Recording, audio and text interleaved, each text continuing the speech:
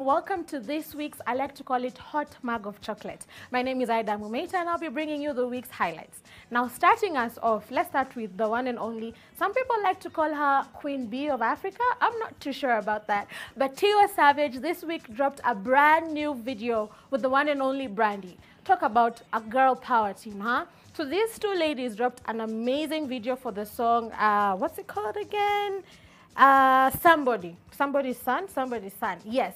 And the song has gone ahead to gather about 3 million views in about 3 days compared to the audio that was done previously, which gathered 2.7 million views in a month.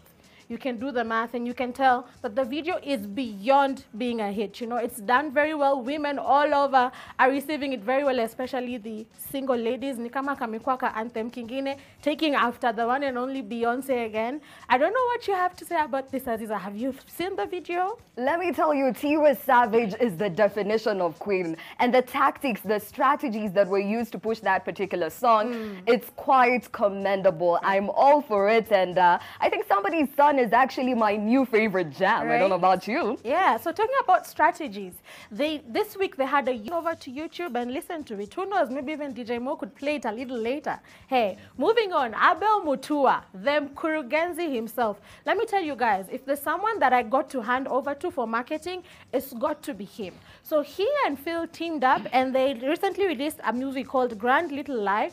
And they put up a paywall on their website. Now, tunajua wa Kenya na bootleg, man, and I think this is the most brilliant idea to cut off bootleg. So what happens is, you go to their website, you pay just 200 bob, and you get a one-time watch link, yeah? And once you watch it, that's it. So these guys were targeting about 50,000 people. But I kid you not, in like 5 days after they released the movie, it had over 20,000 people. Let me tell you, I have a feeling very soon, if they haven't hit it yet, they're about to hit their target. What do you have to say about that, Joseph? Najua weni fan wa Mkurugenzi himself. Yeah, I guess kama kuna brand ambassador hapa na kama Abel and awards man, you know. Anyway, so here's the thing. I liked how, you know, how he started the whole YouTube space. You know, telling people stories. So the whole story is ikakuja kambia wase, you know what?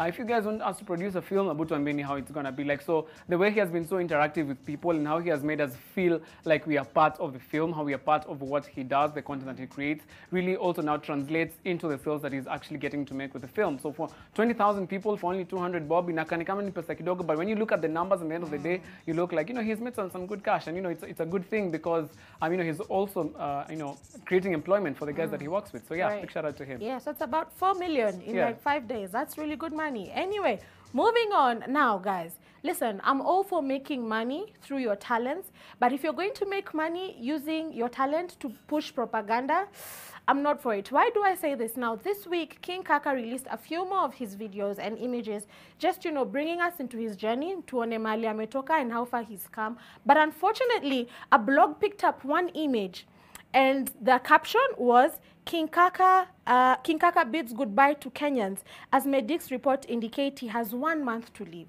Fam, who does that, right? There's someone who's been fighting for his life. He's drawn us into his journey.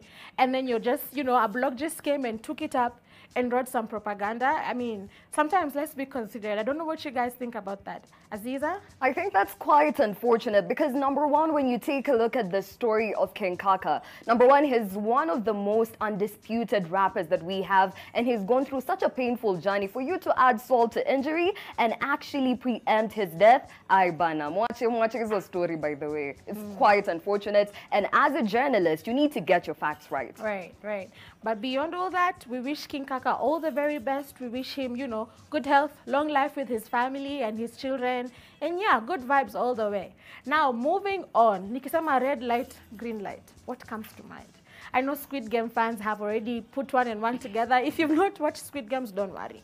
I'm sure there's still time. We'll play you a trailer a little later. But Netflix has pronounced the series to be the most watched, let me get that right. Netflix named Squid Games the biggest series at launch, right? And they say about 82 million households watched the series in less than a month.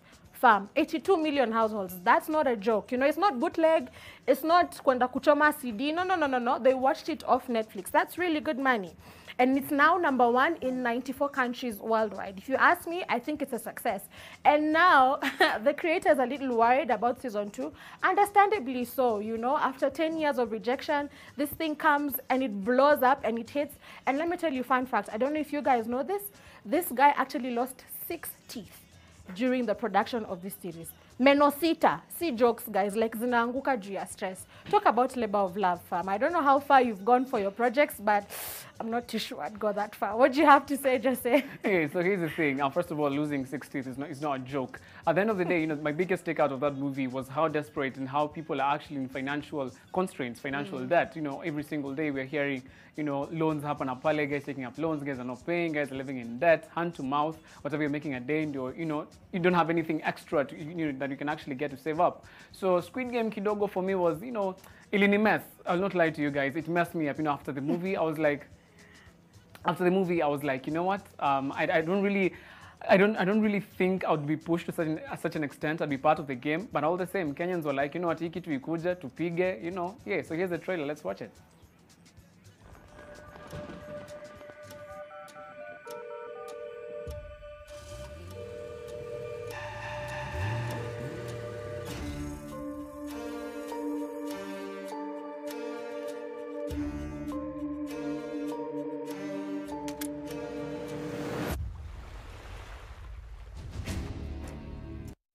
So yeah, that's Squid Game for you. If you haven't gotten a chance to watch it, it's on Netflix. Yeah, so make sure if you're going to watch it from there. Don't go bootleg things. We refuse. Yeah, so that's it. That's it for me today for the highlights. My name is Aida Mumita. Let's meet again next week for your hot mug of chocolate. Thank you.